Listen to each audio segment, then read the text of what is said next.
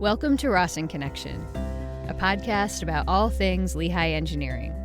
Coming to you from the P.C. Rawson College of Engineering and Applied Science at Lehigh University. It's a show for students, alumni, faculty, and staff, current, former, and future, and for anyone who's interested in the many creative ways that engineers are solving the world's problems. I'm your host, Christine Fennessy. In today's show, I talk with Sabrina Jedlicka. Sabrina joined the Lehigh faculty in 2008. She's an associate professor and the associate chair in the Department of Material Science and Engineering. She also holds a joint appointment in the Department of Bioengineering. She was recently named the Associate Dean for Academic Affairs in the Rawson College. She'll start that role on July 1st. She'll be responsible for running the college academic office and coordinating all of the undergraduate, master's, and doctoral programs. We talked about how psychology has played a big role in who she is as an engineer and as a professor, how a chance meeting with a female mentor shaped her path as a researcher, and how she'll use her new role as Associate Dean to broaden the worldview of students and to help address the inequity in engineering. Well, thank you, Sabrina, for taking time to talk to me today. I know you're super busy. I just wanted to start by asking you, what sparked your interest in engineering? Actually, it was my grandfather. So my dad's father was an engineer with Procter & Gamble.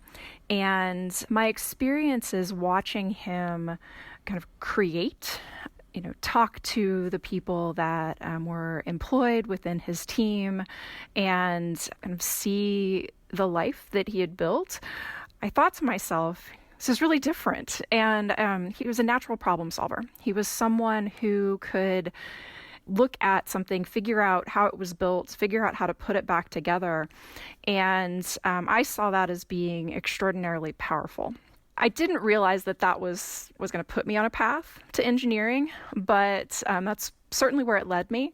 I actually started college thinking I was going to be a medical doctor and realized very quickly that I enjoyed my math classes more than I thought I would. And I decided that because I was enjoying my math classes so much that I would go ahead and switch into an engineering program. And after switching into engineering, I also began to realize that I wanted a little bit more of a human element. So I also have a bachelor's degree in psychology. Wow, that's interesting. So what was your kind of thought process when you were thinking about the human element and combining that with your engineering degree? First of all, I was one of the only women in most of my classes, and I was looking for a bit more connection with people who thought a little bit differently. And so I took my first psychology class and really enjoyed both the professor, who was a woman, as well as my classmates, who were largely women as well. And I just enjoyed learning about different ways of thinking. And for the longest time, I wasn't really sure how engineering and psychology were going to fit together. And then I became a faculty member. And one of the parts of being a faculty member is learning how to communicate with people that think differently than you do, that come from very different backgrounds than you do. And that background in psychology, I think, really helped me communicate better with my students from the very beginning. And it also helps me approach problems in multiple ways, which I think makes me a better engineer. What do you mean by that, approaching problems in different ways? So looking at a problem not just from the perspective of the problem and the solution, but the perspective of here's the problem, here's an anticipated solution, but how does that anticipated solution then impact the economics? How does it impact the societal needs? How is it meeting with the consumer needs? And how is that solution ultimately going to impact things like the environment? Is it something that you try to impart into your students with your teaching, this human aspect of engineering? Absolutely. So, one of the courses that I've had the privilege of teaching the last 3 years is professional development. It's a course that honestly I never thought that I would want to teach because it's non-technical.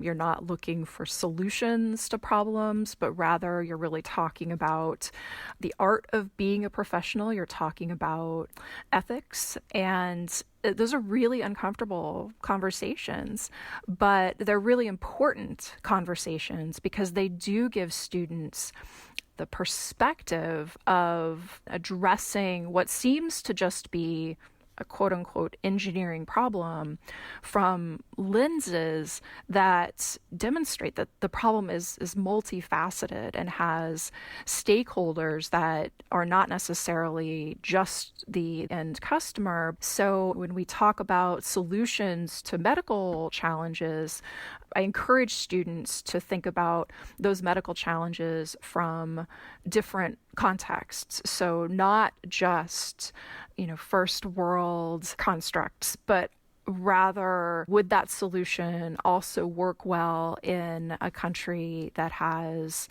challenges with clean water, that operates under a very different socioeconomic system than the U.S. does, that has a different governmental structure. And so, one solution is not going to fit that same challenge in every single scenario. And it's always fascinating to me to see students who have not been encouraged to think that way kind of open their eyes and begin to think differently.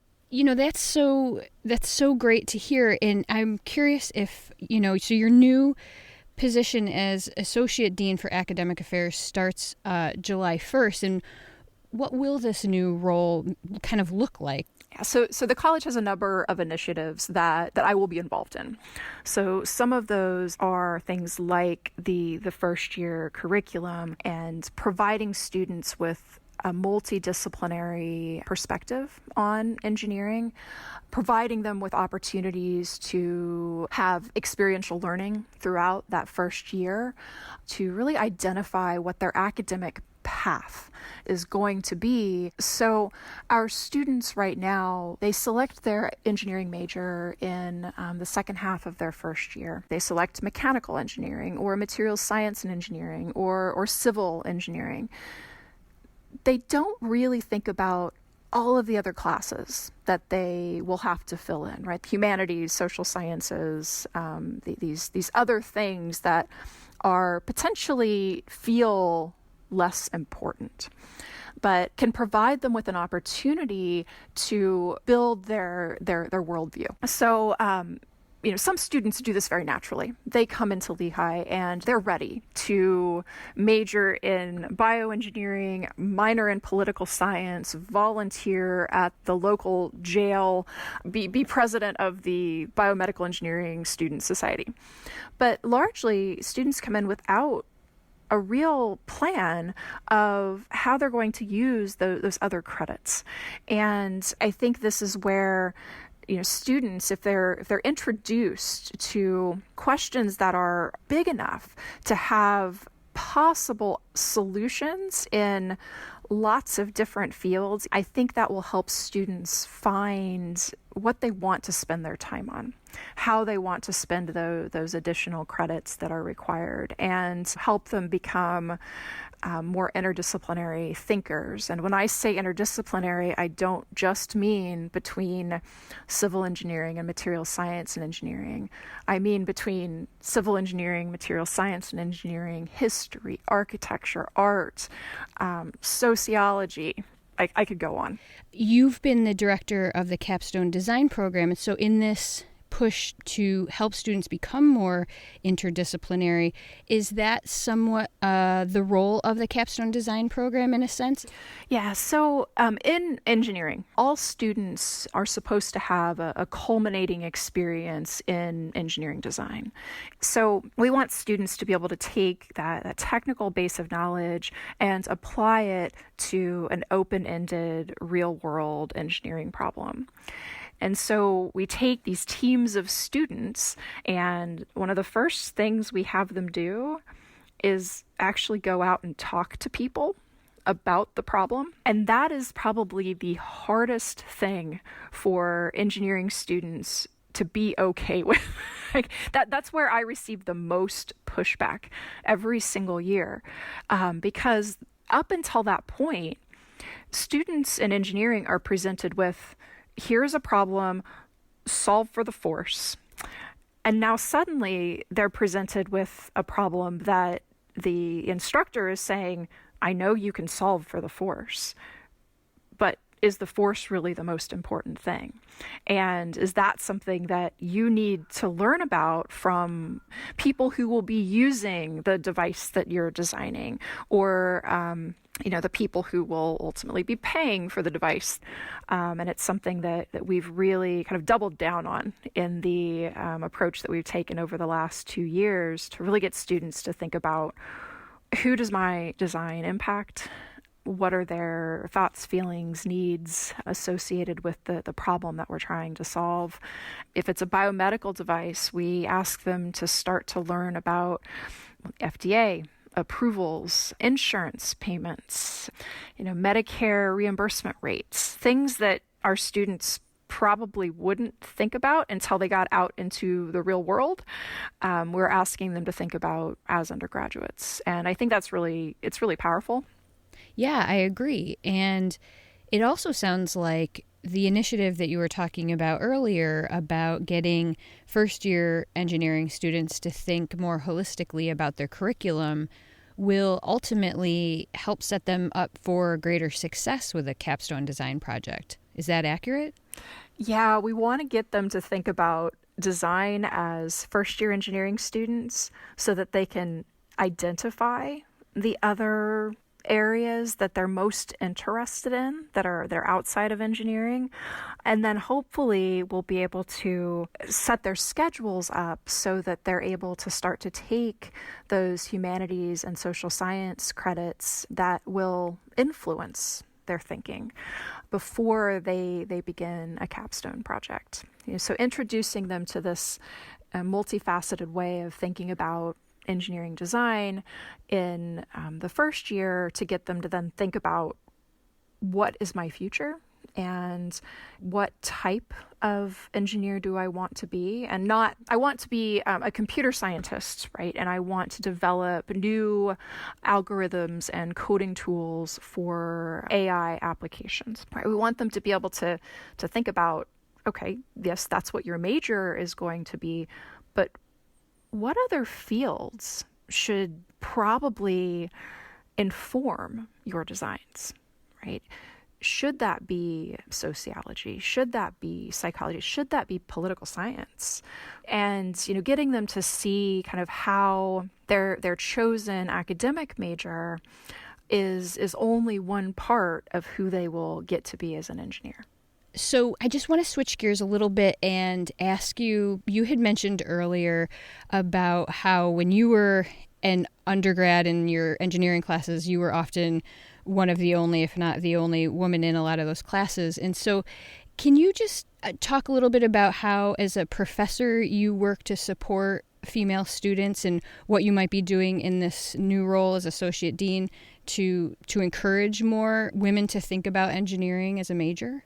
So I became a faculty member because I wanted to provide students with opportunities that they wouldn't have known about otherwise. Getting an engineering degree and ultimately doing a PhD in engineering opened doors to me that I never knew existed. And I wanted to help other young people see that where they came from, how they grew up, who their parents were, that none of that mattered. That what matters is who you want to become, and that there are people in the world that are going to help you become that. So as a first-year college student, I met a senior in chemical engineering who ended up being a kind of de facto mentor. I didn't really realize it at the time, but she caught on that I was interested in doing research. And so she had been doing research in the plant pathology department at Kansas State University for the past 2 years and needed someone to take over the project because she was getting ready to graduate and get a real job. And so she heard I was interested in doing research. She said, well, maybe this project will be good for you.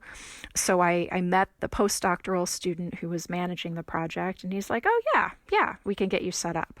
So I was identified by a more senior woman in engineering and provided an opportunity to do something that I thought I was interested in, but I didn't really know. And I certainly didn't have the background for. I mean, when they took me on, they were looking for someone who had organic chemistry and physical chemistry and who knew how to run an HPLC, and I knew none of that. But they took a chance, right? And that first opportunity is what kickstarted every other opportunity that I received as an undergraduate student.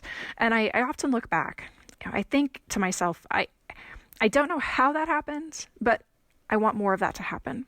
Because I have students come into my office for advising as third-year students. They're like, I've always wanted to do research, but I just didn't know who to talk to.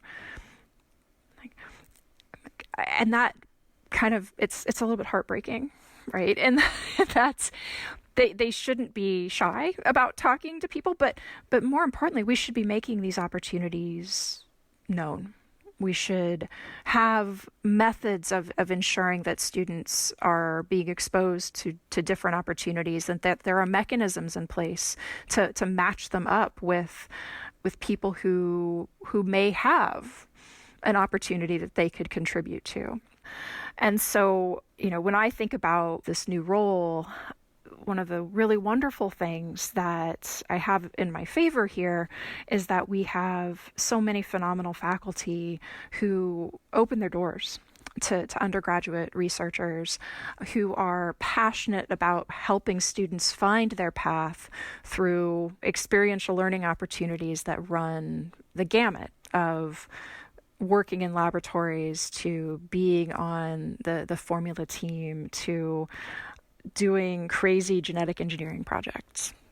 So recently, you were one of more than 2,000 students, faculty, staff, and alumni who signed an open letter to President John Simon and to the Board of Trustees Chairman Kevin Clayton in the wake of Lehigh's initial response to the death of George Floyd by police in Minneapolis. What are you hoping to do in your new role as Associate Dean of Academic Affairs to, as the letter demands, dismantle racism at Lehigh? It is time for Lehigh University as an institution to really take a deep dive into how we interact with students of color, how we interact with students from all communities. So engineering, it is one of the fields that has the least diversity. And at Lehigh, we have a student body that is increasingly diverse, and it's been wonderful to see diversity grow in the past 12 years since I joined Lehigh. But to still have a faculty body that is not representative of the national demographic of PhD holders is disappointing. And it's something that I completely agree that the university as a whole needs to begin to address. Now, how I can make a difference, I think, in an academic affairs role is to, first and foremost, provide students opportunities to become their best selves, whether that be working closely with the National Society of Black Engineers, or whether that be working closely with the Society of Women Engineers, or any of our other professional societies that are really set to address inequity in engineering. Making sure that students feel supported in their endeavors to gain professional connections that will help jumpstart careers. Ensure that students are being made aware of these inequities day one when they come to campus. Students, I don't think that students today are unaware, but they may not understand how they as individuals can make a difference. What about personally? Like, has everything that's happened in the past couple of weeks made you think deeper, perhaps, about what you want to do personally as a professor and as a mentor to your students? The really tragic events that have happened in our nation recently and have been happening for too many years to count, I think would force all of us to really look deep within ourselves to identify areas where we as individuals need to improve upon our own view of the world and the people around us. In the role as an associate dean, I think that it's important for anyone in a position of academic administration to both be constantly self-reflecting on how we operate and how everything we do is being viewed through a very different set of lenses from every student we interact with. And, ensuring that at every moment, as I am pondering decisions or working with individuals, ensuring that I am taking the time to be self-reflective and recognizing that we don't have all of the answers and that we need to be educating ourselves along the way. I think that's something that I'm going to need to do. And I think that the recent events have demonstrated that need to do that more often.